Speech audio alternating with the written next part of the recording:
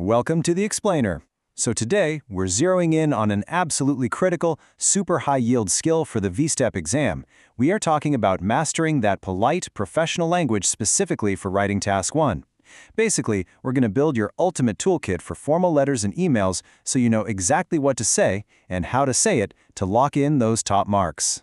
I mean, think about it for a second. Would you ever walk right up to a potential employer or, I don't know, your academic supervisor and just say, "Hey"? Yeah, probably not, right?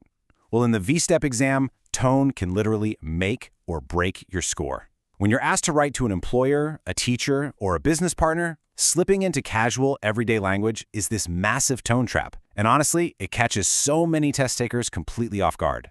We've got our game plan right here. The tone trap, formal versus informal tone, professional opening templates, perfect professional closings, and finally, building your formal email. Okay, let's dive into this. Section 1. The Tone Trap. Let's look at why getting your tone right is absolutely critical for your VSTEP score.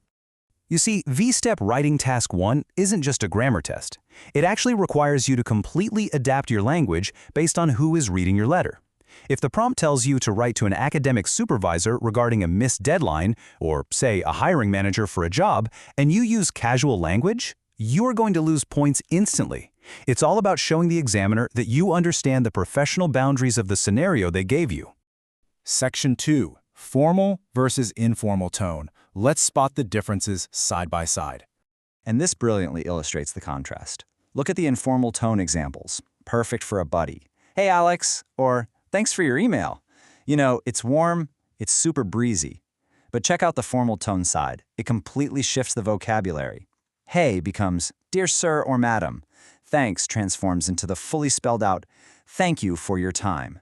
It's structured, it's highly respectful, and it keeps things professionally neutral.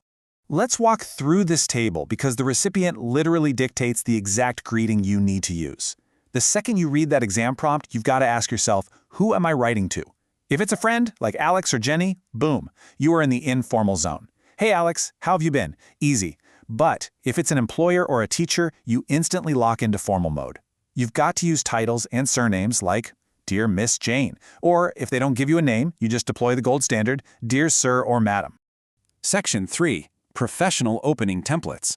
These are your reliable tools to start things off perfectly.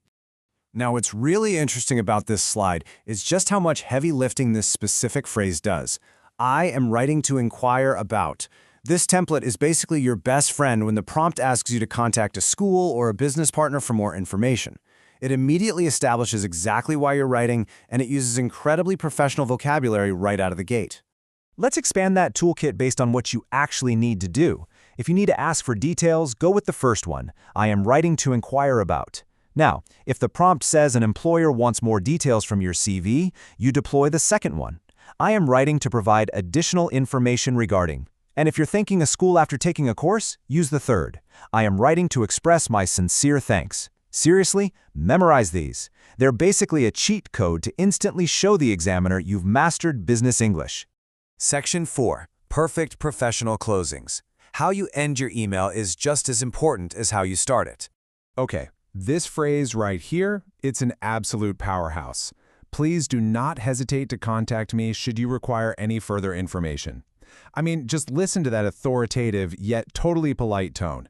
It clearly signals to a teacher or an employer that you are proactive and perfectly willing to help them out. You definitely want to pack this sentence into your exam toolbox. And just like our greetings, we've got a massive contrast with our sign-offs. Please, whatever you do, do not tell a hiring manager to take care and keep in touch. That is strictly for your friends. For literally any formal prompt, you want to use "I look forward to hearing from you soon," and you follow that right up with "yours sincerely" if you actually know their name, or "yours faithfully" if you use the general "Dear Sir" or "Madam." Section 5. Build your formal email. Let's move to the final phase and see how this all snaps together. All right, so the really crucial takeaway here is that a high-scoring VSTEP formal letter almost always follows this standard 5-step formula. And don't worry, it's not overwhelming, it's actually super logical. Step 1, your formal greeting. Step 2, your reason for writing, using those templates we just covered. Step 3, your body paragraphs, where you tackle the specific bullet points from the prompt. Step 4, your closing statement offering further help. And Step 5, your formal sign-off. If you follow this blueprint, your structure is going to be rock solid every single time. To really drive this home, let's look at some real VSTEP scenarios drawn directly from our source material. If you're doing a job application, you open by providing information and close by looking forward to their response. Writing to a professor because you missed a deadline, you inform them of the delay and close with a respectful, "Thank you for your time and consideration."